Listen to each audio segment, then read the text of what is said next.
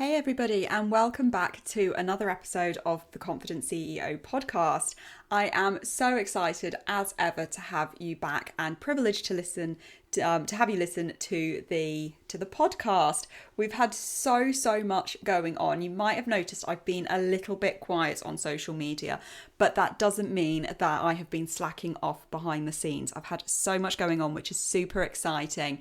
The packaging, the tissue paper, the stickers, everything has been dispatched for the Confident CEO store launch, and I'm just waiting for everything to arrive now. The journals are in production and I'm just so excited. It is all happening. So make sure you are following at the confident_CEO on TikTok and Instagram for updates. And obviously I will update you as well on here as to when things are launching and going, but it is going to be later this month. You can also go across to the confidentceo.store, and that link will be in the show notes, where you can sign up to be notified as soon as the product launches or when the website opens and the product range launches, which is super exciting. But today's episode, we are not talking about the journals or anything like that. That was just a super quick update for you guys. Today, I am privileged to have Danielle Gagnon on this episode to talk all things SEO or search engine optimization. Danielle is a search engine optimization specialist and lover of all things content creation. After years of working as a journalist and then a marketing manager, Danielle started her own business in 2018. Today, she helps female entrepreneurs grow their businesses organically and massively through SEO and content marketing. She is the creator of Content Cash Machine Bootcamp, a 5-day mini course that teaches small business owners highly actionable SEO basics, and hosts the amazing Content Cash Machine podcast. Danielle is also the mum of 3 young kids and is married to her high school sweetheart and is passionate about reading, trashy reality TV, and TikTok cleaning hacks. Let's jump into the episode. Hey there, I'm Verity Songon and this is the Confident CEO podcast, the show that takes you behind the scenes of starting and running your small or not so small business. We will cut through the misinformation and bad advice about starting and running a business and give you actionable tips and advice that you can implement to grow, scale and achieve your business goals. Let's dive in. Danielle, thank you so much for being here today. It is an absolute privilege to have you on the podcast because I have listened to your podcast for I don't know how long now. So it's really exciting to actually have you on this one. But before we dive in, because we're talking SEO and all of this good stuff, and anyone who's listening and thinking, oh my God, they're doing an episode on SEO. I'm not going to listen because that is way above my technical capabilities. Stop. Don't turn off the episode because Danielle is an absolute amazing genius and bubble of information when it comes to SEO, and she's really going to break it down for us. But before we dive into that, I'm going to hand over to you, Danielle. Tell us who you are, what it is you do, and all of that goodness. Awesome. Well, thank you so much for having me. I'm always amazed that anybody actually listens to my podcast. So I'm excited that you do, and I'm excited to be on yours. So just a little bit of background information. So my name is Danielle Gagnon. I am a search engine optimization specialist. I work with a broad range of businesses and bloggers, really helping them both sort of demystify search engine optimization and then figure out how to really harness the power of SEO to grow their businesses and grow their audiences.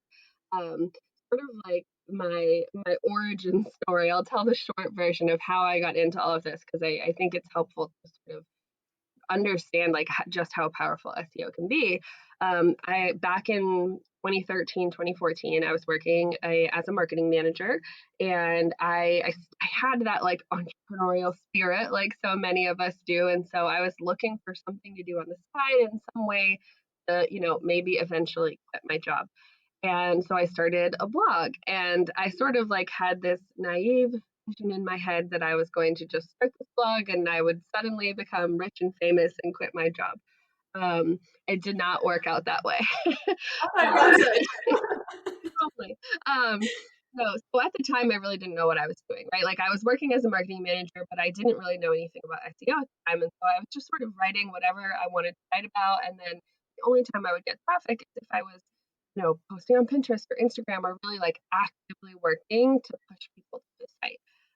And it continued that way for probably 6 months or so, but I kept going because I enjoyed it.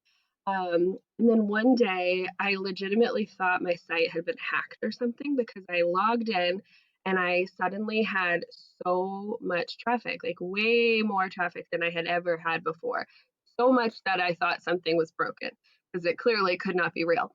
And what I figured out when I dug into it a little bit more is that it was all going to this one post and it was all coming from Google. And so when I went to Google to see what the heck was going on, I realized that post I had accidentally got it on page 1 of Google. I had no idea what I was doing. It was dumb luck for sure. But when that happened, I knew like I need to figure out how I did this so I can do it again and again and again. And that's really what set me on the path learning about SEO. And I did end up growing the blog to the point where I was making some money off it. It never became my full-time job, but SEO did become my full-time job. It didn't end up being that short. That's kind of the short the short version of how I got into all this. I love that though, because it's almost like a reverse engineering in some ways, isn't Mhm. it? Rather than like going all in and learning everything about this thing that became your full-time gig. I love it that it was almost like an accidental Mhm. stumble, which has now turned into your full-time job. I just think Yeah. that's absolutely brilliant. I need to ask, what was the blog post about? It was a recipe for chicken tikka masala in the Instant Pot. So, as an absolute curry avid, I would be checking out that website or I that blog post. I mean, is it still live? It's not, and every once Oh in a no! while, I know, but I have the recipe I can share. Every once in a while, I'll get a random Facebook message from someone who like used to follow the site and be like, "You still have this chicken tikka masala recipe?" I have it in a Google Doc that I emailed. I love that so much. That's a beautiful story. I love that. I really do. Right then, let's dive into the world of SEO then, and let's start right at the beginning. What is SEO and why is it so important? Yeah, so SEO stands for Search Engine Optimization. And the way that I describe it is that SEO is the way of writing and structuring a website, a web page, a blog post, any sort of web based content to rank higher in search, right? To naturally attract those people who are already out there searching for whatever it is that you're offering to them. It might be a product, it might be a service, it might be a blog post, a YouTube video, right? So many different things that they might be searching for. SEO is really what helps us get in front of our audience when they're already looking for content like ours. And I think that's really what makes SEO so important. What I always say to people is it doesn't matter what you do, what your business is, what kind of content you create. I can pretty much guarantee that there are at least a few people out there searching for what it is that you're offering right now, right? They're already out there.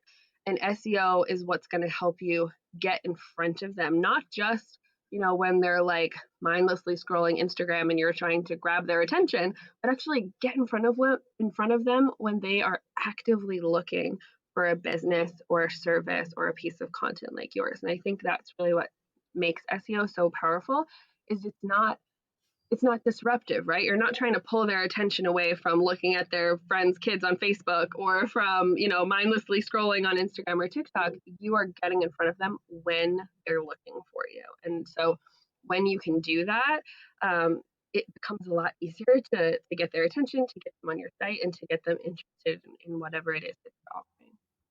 And I guess that's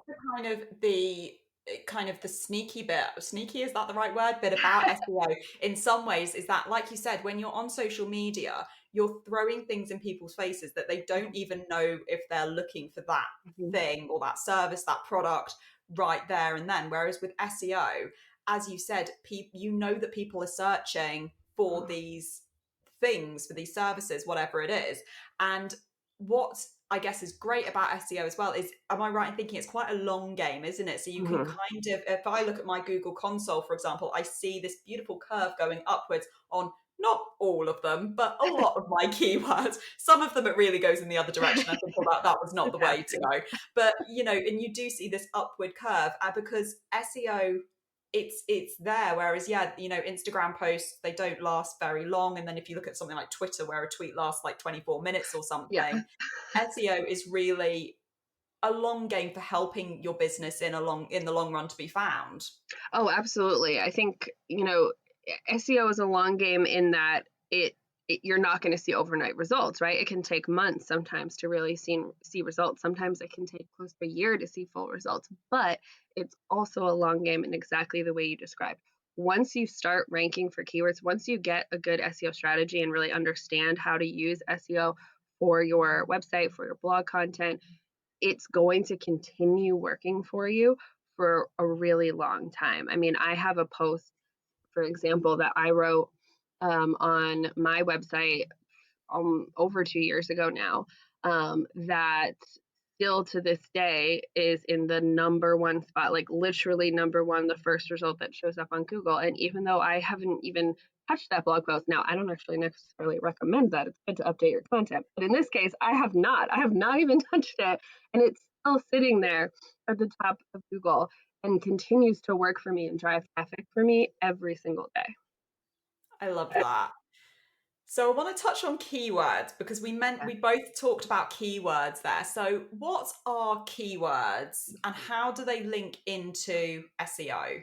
Yeah, so keywords are really the foundation of SEO. What I usually tell my clients is that you could follow every SEO best practice or rule out there, but if you're not using the right keywords, none of it is going to matter. So keywords are what someone types in when they're searching in Google, right? The words and phrases that they type into the search bar when they're looking for something. And then at the same time, they're the words and phrases that we also want to be using within our content. We need to not just assume we know what people are searching for, but actually do keyword research and figure out what are the words and phrases they're looking for. Because if you're not using that same language, if you're not, using the same words and phrases that they are when they're looking for your content, you're going to have a really hard time showing up for them. Keywords are what helps Google figure out what your piece of content is all about and if it aligns with someone's search. And one thing that I think is important to mention when we're talking about keywords is that a lot of times people will think of SEO as sort of like an added bonus or like a cherry on top of their content. And so they'll write a piece of content, whether it's, a new services page on their website or a blog post, whatever it might be. And then after the fact, they'll go in and try to like shove some keywords in there and, say, okay, cool, I've SEO'd my thing. I actually recommend doing it in the reverse order, right? Do your keyword research, figure out what your audience is already searching for, and then let that information guide the content that you're creating. When you use keywords in that way as really being the foundation for your strategy, you're going to have a much easier time getting in front of your audience. You're also going to save yourself a ton of time not creating content that nobody wants to read. And it's also just easier. You're never going to have to sit down in front of, a blank screen thinking, what am I supposed to write about today? You're actually just going to let the people tell you what they want you to write about. I love that. There's two things that you said there that I really want to pick up on. First of all, is that keywords, as you said, it can be words, but it can also be phrases. And I Mhm. think that's so, so key because hands up, I spent a good year probably thinking that keywords were literally a word. Word. Yeah. It You're not was alone. it was an eye opener when I realized that it wasn't, and that my keywords could actually be like 3, 4, 5 Mhm. sentences long. No, not sentences long, words long. Goodness Words. me, imagine a keyword that's like 5 sentences long. It's like an essay. But that was a real game changer for me, and that's when I started noticing my Google console. I'm throwing my hands around. I'm on a Yeah. podcast. I'm not see my hands. But I was really seeing those lovely upward trends on my Google Mhm. console, my Google Analytics, and what have you. So I think that's really, really key for listeners to remember that a keyword is not necessarily just a solitary Mhm. word. And also, I really liked what you were saying as well, that sometimes, or quite often, I think quite often actually, people think that they write something and then they just, throw all these keywords Mhm. in. And that kind of quote unquote ends up as keyword stuffing, doesn't Mhm. it? How can Yeah. keyword stuffing, or what is keyword stuffing?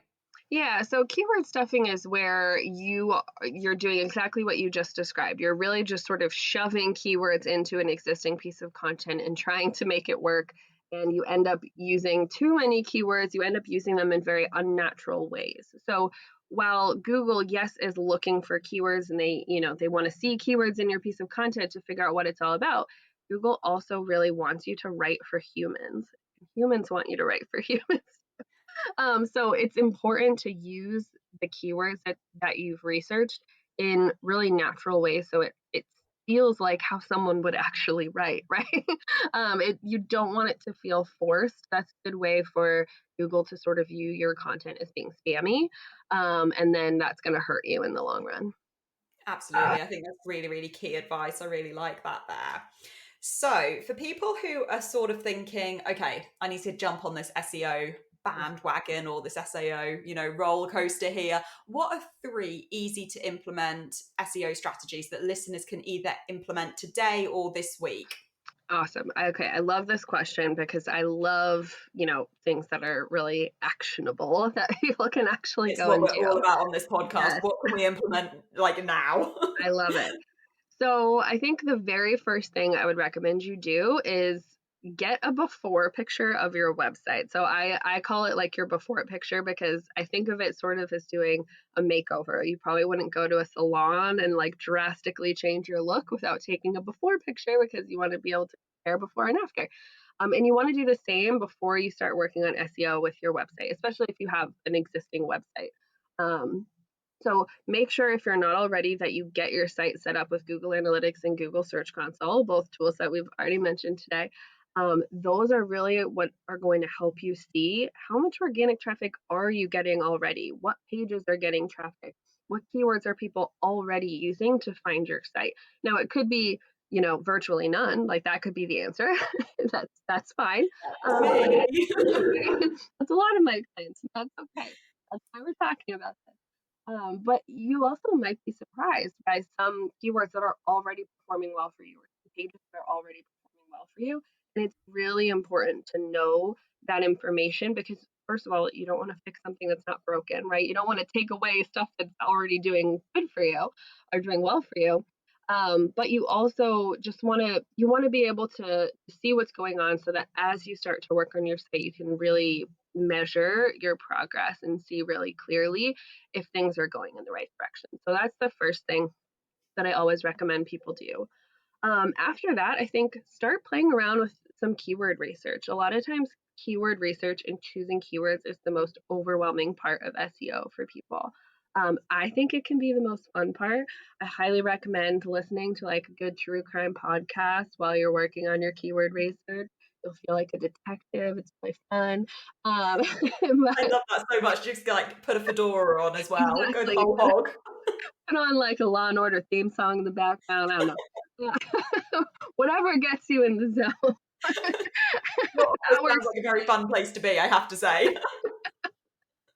Um, and then just start doing some keyword research. There's a bunch of different ways to do it, but one of the simplest things that you can do literally right now is by playing around in Google itself. So we've all done Google searches, I'm assuming. And when you start typing something in, you've probably noticed that Google gives you a drop down menu, essentially like finishing your sentence, right? They give you suggestions of what they think you're searching for.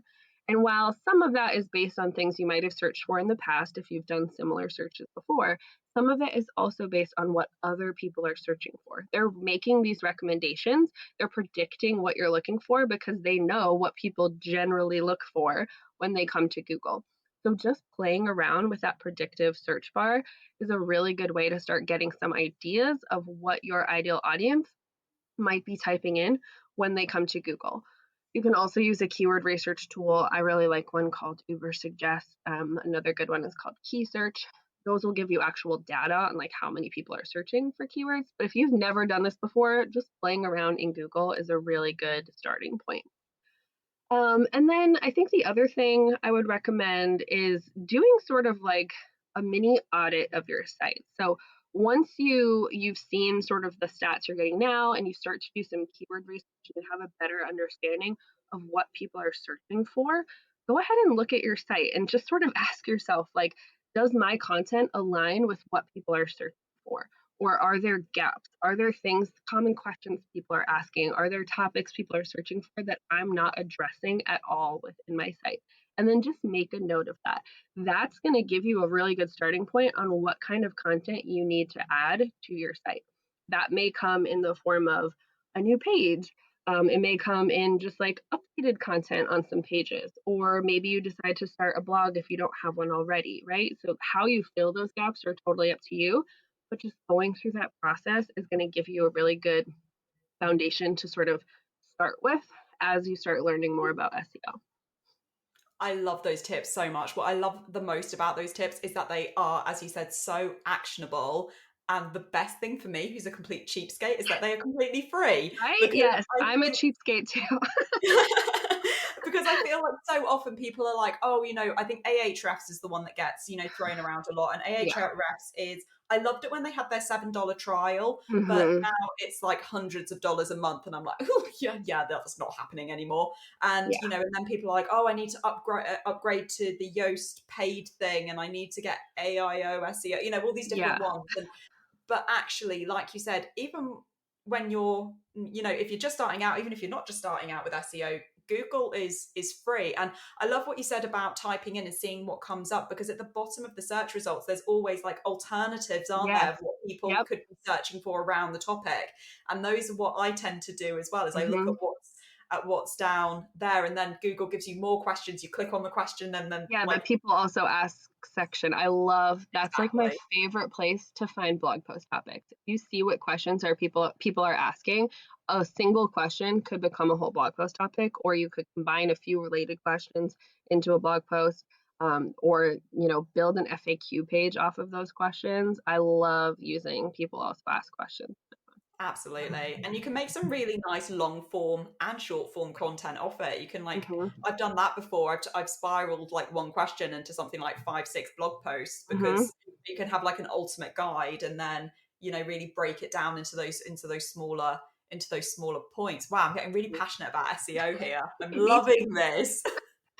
I want to take a slight detour on the SEO strategies and Mm-hmm. what have you, because we also often hear people talking about SEO in relation to other platforms like Instagram, TikTok, Etsy, I don't know, whatever people are on. So how does SEO relate to those platforms as well? Is it the same kind of notion with keywords, or something a little bit different? Yeah, it depends a little bit. You're right that more and more these other platforms are being thought of sort of as search engines. Some of them literally are. I mean, Pinterest is a great example. Pinterest is a search engine. Yeah. It's really not social media. Like, it is in that you can like pins, but who's liking pins? So Me for my nails every week. yeah, right. Etsy too is really like a shoppable search engine. Amazon is a shoppable search engine. Most people are not going to Etsy or Amazon and just sort of like browsing to see what they have today. They're generally going with something specific they're looking for and searching for it. TikTok is what I hear is like the Gen Xers or Gen Z. I mean, I'm an elder millennial, so the Gen Z like search engine is apparently TikTok. So there's absolutely aspects of SEO that play in these platforms. And so generally what I recommend is keyword research can apply to all of these other forms of content that you're creating. If you're on TikTok, especially, using keywords in your captions or your video descriptions, in your titles, in your bio, both on Instagram and TikTok, using even in the words that you're speaking in TikTok, like that sounds wild, but it's true for YouTube too. The actual words that you're speaking can help get picked up by the search algorithm. So making sure you're using keywords when you're talking, right? Like starting off a video with like, here's, today we're going to talk about 5 SEO tips for beginners. SEO tips for beginners is totally a keyword that someone might search for. So just naturally incorporating keywords into your content across all of these platforms is really, really helpful. And then, things like Etsy and Amazon and those sorts of platforms, they are all SEO based. They do each have some of their own rules or best practices, but it really does, for the most part, come down to figuring out what people are searching for and then using those phrases in your content.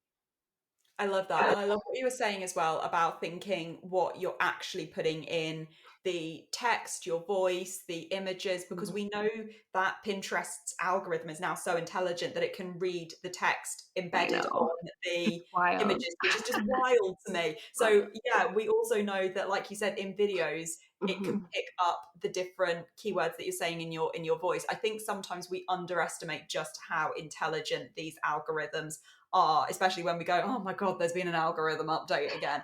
Actually, in some ways it benefits us because it's constantly improving, so that we are, as service providers, as product providers, so that we are more searchable. But also, as you said, when you go on things like Amazon, that we can find the products that we want. Absolutely.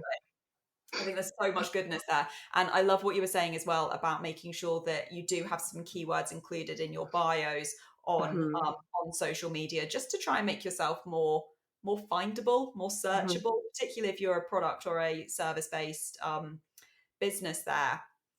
Wow, we've gone through so I feel like we could talk for like another 2 hours.